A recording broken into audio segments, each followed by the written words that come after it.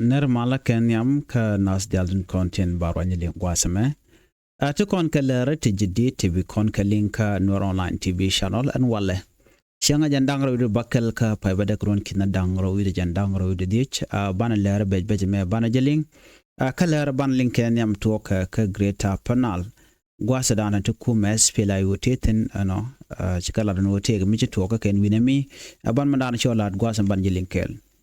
Akan kono niam ka Nuer online TV channel.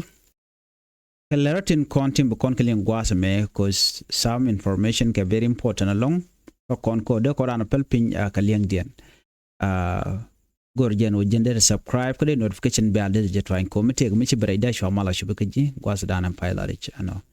Ban mandale ro do guasa ban jeling kel. Kajawan chalat guasa me no chalat wone ne kilera me beka mat pigi kanti South Sudan chalado wonene ke shanka jandang rawide diech no sheteke join operation mishalat kuumɛ kirma yadit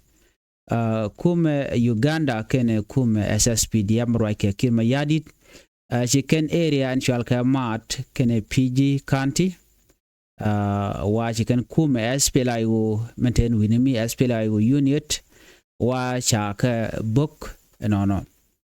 shaka bukaren yali ka jodan chicken lat kani shetaka gunship michiben ka area dan tiketin ka chabok dundo chika lat no china chika ken no kana katin we can do badana dong de 70 de ensure ka je ki do badan de na de ka luar ka je ko dong telram de moy ka bot ki telram de nak gwada me ka jodan chicken lat ramdan and la commissioner ka PG County chale chol kolchol no chol kolchol ka jen acting commissioner ka PG County ka jodan chalat gwasmene kuumɛ spele ayo ngai kono no goten kono tiketen la ka ma ka ne shang dong shi jen shang ne amna me ko ba ka ma gonten kono tiketin no ka jodan chalat gwasmene der go an wo de yen mi shikana me de yen ling ka do badan en chalat ke je kuumɛ kirma yadi te wa chikare nyal chikana jakka chikan kuumɛ spela yo chikana ma gwada dan tiketin na me very concerning ke mo gorgech ka do badan en chato ka je te kon ke la radian be kon de lingwa me goro de koran palpin baka lengde na te ke warga nen yen mo gwasa me warga mene na warga me cha gor kuumɛ South Sudan na abana je nywa kel ka do badan en chikana gor ka je an warga jen te ke tungwan long to gorgan wode ngaire de no ka wo shikana gor ka tae dane shikana lat ka jen o ken shika part of te diale konde shaden lat no shit ke diale dane shala do shikana lat kel ke kuumɛ dung Israel no bana mandan shikana lat gwas me ban jeling kel ko very important mede kon diale kon te ngaitin komandan le rora no ka jen warga me mi bi kono kula linga warga mi chagor Minister of Foreign Affairs International Cooperation headquarters no gor kana ga changa ndangara wide diech no Minister of Foreign Affairs and International Cooperation of the Republic of South Sudan which to address and clarify a recent media report indicating that the government of South Sudan is engaged in discussion with the state of Israel regarding the resettlement of Palestinians from Gaza within the territory of the Republic of South Sudan. Chikal kulladun and a guasme gorkan war gagame kwiro ante konde chikon killing me shaladun go take dol macha dol kuumɛ dung South Sudan no kene kuumɛ marwaike netin konti la Israel no are warga kana me ka do brand kana gor ka je no ngai kon take statement mi sha meg ne ka je na shang wal joka pay badak so ngai kon diala me dan shora lat no and gwade dan e warga gor ka je minister in kon ray wika South Sudan wa chicken lat no men shalat ken shi tok tele warga ki tele mal mi tele dol mi sha dol kuumɛ dung South Sudan ken Israel ban ngai kon te diale kone chalat shang bekene deniable ko South Sudan she can reconfirm it is denied on the report that says South Sudan is discussing with Israeli government on the relocation of Palestinians into South Sudan. Can me shirna me kana lat South Sudan Minister of Foreign Affairs can me kune lara jene dial content la take media ni and wo tela tok mishalat tela jo mishalat kuumɛ South Sudan kene kuumɛ Israel chikan warga me chikan lat ko banate ka liang kamandan en la roda ko riunat ku kente ko ne lat karodian ngai kene jen go kuumɛ South Sudan kene kuumɛ dung Israel chiren mat ko bi bikan Palestine yani tinta ga Gaza bikan kanangre wika South Sudan of course medan chana jangaje no chala no dera South Sudan and de Uganda der tin kana wite ko kende sha kwan kende sha mek and okay ka part of the deal ka do badan en chalat kje but teme je George no ne kan she talk and madan en chora lat kan telaway mi shi kuumɛ South Sudan mi chetiti chagalat kje kan teleka agreement ke tel mi kana nyakel no ke kuumɛ Israel so jo me muguro de kon dial len ka tadan en chetwo kje jor ne na bar nyok mi lat kono gwase me wude me be nywa ye kelene jen cha jalun kir mi jadit wude nen kono me jen wud mi cha yen shale general kodlu al arich no general mi cha yen ne kir mi jadit ka gwase dan general kodlu al no jen presidential envoy to Greater Pibor jen cha jalun ya kir no jate ke jo niti shop ko decorate jen shinetin kontila jidwara chikaraje me chikanalat chaud mi shirkana me wa chajalun ko do badan lon keje wa lon keje ko jen chikaruden linkane kuumɛ kir mi jadit ko be berar no en mandan en lon keje wa tige der mi chalat jen kwale yena nika gwase da na shi kora cha ka jen kwiwut kana me no chane ngaje no jen chaje yen ka gwal mi shewe no she social media cha daga longone do be da ne yan ka je no ka jen chaje yen karwade ka do be da ne shalat wajen yan ka je kan ne ko ken enjero la kollo al arech wajen ramo key military figure mi shi kon led bok ne te ngwan che de mandana ngai kona yenda chenete ngwan te jako bikan roal ka social media gorge jeno jende jelon ka do badan en yan ke je ko chagu jeno yenda wa tele justice mutaten yan ke je lora bang lo tele do me chagu ke je but ke statement me sha me ga wajen charaj ka gwase dan te ga jom chalat wajen charaj aganis kuumɛ kir mi jadit no te ga jom chalat jen mi sha gorno ne wa chela no jo yana bang yana ji Equatoria ka waka Uganda yana Nuer ka waka Ethiopia shedong de kon wi de kon shankarodan jene mugor kon bana go kon dial charodan nok chan tate kon chan accept no ka kon ngane raja makoro ade wache wude shalka me jorol che jako jen ba je yen no ka tai dan ka chalat ke jen so yan ka je ka jen kwira je mo statement mo misha mek misha gujen okay wude me no te against kir mi yadi so ku je mo ba je dil yen ke che bete kwarka gwal dan teten nyen do dan yan ka je chetene ka pe dang jok me mo ngai kon no na me shi mo gwa me je ga long ngai kon de ka to no ga te bej so gor je no be kon di altika ngai ka tin kon tin lat karodian re wicha ka so Sudan ka ta dan dong de malade kan let ke je ala chana nyogo murai kon gwasame ke kuumɛ SPLA ayo no te ke jom gorno banyo ay kel gwada mene ke kwidien no general Turkur kwai chala do jen che were which meten winami ka wajen che dwal mudi che no lon ka ta dan che ore wikije rubenyo ay kel ude me general ka kuumɛ SPLA ayo no chale general Turkur no jen che odor michal ke Gazira mo Iceland kumete ke United State cheraka dol no wa gwada dan wetin wa jen gwe ke jen gor jen odere kuumɛ kir mi yadi der je yan match ka jom chalat but kana kulo confirm no mi toki ka ban man cha ngaje long cha nganjo jen che jenen wana mo ka chewa wa ke surprise move me kan lad ne diale ko kien no umwe gorn widemio wachi dundaw chakulu take kuumɛ SSPD am sha station re whicha ka yunti state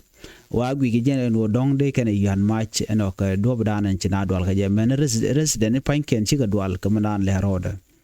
so mishit kana money no dera de na tika ngaj mo gwaten okay so de kon ngaja gwa en go mi kuumɛ spela yo mi chigarurian jech ka gwi kan no kan kwa kala de jech rem gwat ken kon tiketen la ka ma ka tin shang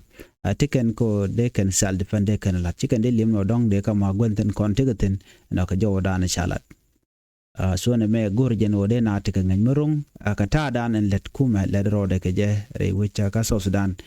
to kon dial ka ngany murung no kuumɛ spele ayo ka jan gwaseme no tike widien ten yal ko gor ko no bekene kon lat ko rodin ko kira tem la tok malche je gor no de mal deraben so kan tika ka positional defensive position ko jikan gor no te krieg mede to kaka so en rami mo mitike kuumɛ spele ayo right now ka jan ta to kontine bane ngaje no tika ka gang ko gang karodian ko tel mede to kake ko kan position ken me shaka dak je tok da chwajen pen kuumɛ spela yo kelio en me shit kana mo shikana gorno dar tok changna mente dakro ma cha tere ti gen you know shikana gorno te mede tok re wichin winami ajen menen yana tam let kana lonko de dakro ma cha de jalun no de mal derben aden ideal de kan let ka dob dan gor ka jen wode na let ka jem so chol kan mal ki chol kan ideal no de mal de jenok banetin konti dong la weekend kan boom kan te kon ngai konan go to mal te tit kedien ko kan te ka sai mo gwa ka kwidien wo kana gwa wutik den wo gwa so chicken dier katin content lat karodien so na me de kon ngai to no ne diala ko ken gor kan de mal derben but ne de konen chi gor kan te content dong te kelke kirmi yadit so ko kujamo kuumɛ spela yo keredi no ka anytime de karodien del gang mutigere mu ci to kaka je mangai kono no kan te ga tin ka real karodien ka ba ka dutin kon dong de kan nyam ka je no so titi ka de kon goro en go de kon kling wudinen kon me jen chwale lam Gabriel lam ramkel ka kuumɛ spela yo am le long jela spokesperson ne la malati diala kala de no mite me le rode bejalat mite ke mishuch kuumɛ spela yo ke medong te korm le rode bla jala de jen so jen ramkel mi bumbum re kuumɛ ka Dr. Machar very important person no mi ganka long ke tana kude ka duob dan en jaka kuumɛ spela yo ko bo wonyam ko roani ga diala kon la de ka roani ti go ka jak kan ne tin kontila je kuumɛ spela yo ko ka mo de long bane ka duob dan dong de na de ko nyam ko je ke de kuumɛ spela yo dar let ke je long re ti diala kon lat karodien Jordan gwasame connecting kontila Nuer gor jeno de koran palpin ano ke tadan de kon let ke je ko sen future ana teme take terereka quick kon kujedan o kontin riune ne kon dial chenke ne refugee camp telemo gwa mele rode ne ka gwate dan ke ko to 2013 no ka kor gwazidan ci kor meje tok changan refugee camp lo tele gwatte go te na tende de ko lar no Nuer bi karodien wojine rering ne am jakon ko de kon le la to ko dob dan de kon nyam keje but ko dong bu kon chu pinkir me yadit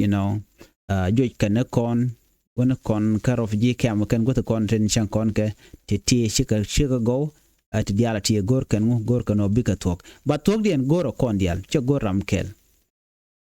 gen right now kuna focus ko de Dr. Machar de jalun dende na wore malitin kon gorka kun Dr. Machar one of the people tin konte la key figure ka leadership in South Sudan so part of the system goro de mal der jeno so china de belora ba goro jeno de michana mode janga jene dia meridian me kwinya me alanya selbiki me yadit nya selbiki me yadit jaja kam kwerentama atire kwara shirbungai kondiale ai kono wara jaram da la kwer Bajena kwer mi bejbeje lonkaje ko jente under pressure no but men bana kula ngai gwada men gor kono bana ngacha ke kwiden nyame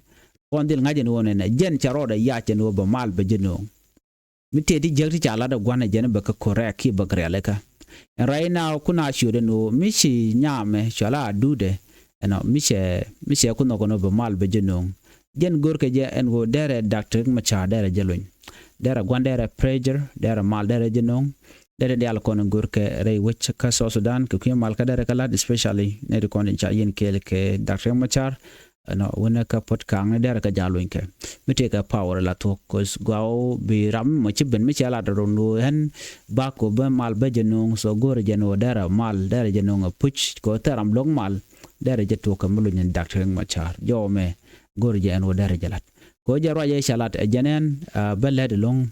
ko bi malba ben mite ke ti jek te chero den lat ko kuma gwar baka correct baka realeka so ti ke ti shalat point en nyama shalka dudene so me rami mo bi mal bi non la tok chit ke michel aron gor jen wo jen belet ano ka be ter kono tok re wich kam Dr. Machar eno kene kirma yadit gor jen wo belet ke kwidien ko misha mal cha jalat ke chinaro dien ling ko dob dan aro ling gaje she Dr. Machar che jelun then this will be the beginning of the long lasting peace right we ka South Sudan ko jana nyam gwe kenu lede long ka dong dar mal dere jenung then cha je pressure no jen anong mal a jokir no lun Dr. Machar so within few week time ka jodan gwe ke gwe jen wo jen bu adut foinde mala mo be jenung re wicha ka South Sudan ko jen dan gorke no mishe benong yo de jenu ta cha lana ta gwan ka ta dan dong dar let ke je ka jen cha je bilenga de long ban mu we ngot ka ta dan lat ke gwan jen ma cha je pressure no cha jogo no jina adut chu let ke din yalla ko kena ko na bilinka all these people in content are on you shit kanere kon cha rogo jeno ko protocol ka je ki advisor to ba je advice ka do dan dar country dar je right ke je ke dar system dar je yalla ka je a shengna man lat ke je jor no jen e ramkel kanetin content tin gorge jen wo de South Sudan bo der pen ko jena wa behind the closed door wa jen le de long wa jaram kel mi te ka part kanetin kon la wo ke kir ma yadit me dong te ram kwa suspend ke te ram kwa inka wa jen la decision la we to be so le de pinu won cha ko ngani je nta cha ja ko tan rar kwa gu ni point so go ke jen wo dong de dial de ka go me der dial de ka lat there I do self-care Mayadit, a very important person and right now ko jene senior presidential envoy ramdala messenger ko kumekir mitim balat and pointer dio jaba jalat kama nyam gorgan wodalat long changa malada jeno jene be education sector be jari aleka be health sector be jari aleka la dung pola point ka be investor ba be kunung rei which no kan reality me bakalat goye lon ka jenne muktab de lere ka kwi malka forgiveness kan reconciliation so the tomal nyo de kala to kon den man yam der lat der prioritize der Dr. Machar der jawuch rete jen den der jeno ra de peace der ko jal so jen be lere de gwan mi mote ne ko kente te dor na tigwe ki jen wo melet ken kan gwan chi chong so mo ken a chet na me che let ken ya ba gwi bon go jen use the system gwan ko jen take a power tema ken void a ko kir ko pressure ka Ramadan en la Dr. Machar alunye rete jen a chilo ngore rete jen so na mo be jam mo ka credit midit no ko tem la lar kanu chwa gwinjen wo ten balar to shirke nyangwan so me be jal ka wide abato go bagalat then they just support daragwa ko ngai kondiala people are heading to 2026 national election ko ngoda batele guarantee and me bajala den election ki charge balat so namo daragwa ko den dialde kan widen de kan palpinten ka mena leroda so ta dan be mal ben keje jen ngai kono mitel mishala dagwa lo de na de kan let kel tel way out so on kuma spela yo point ba we can along no we can kir ko kan ko la shur ka mala ni chang an kir point ya chagla ne hotel me gor ke no te mal me balat ke dialog cha la ne ka to ngwan long mo chi surprise bo ne to ngwan no dara to ka jem no kwa nyam kwa lu je tem me ram bo gwan bi pressure ke a international community Dr. Machar bi lu nya den jen kwa lu je no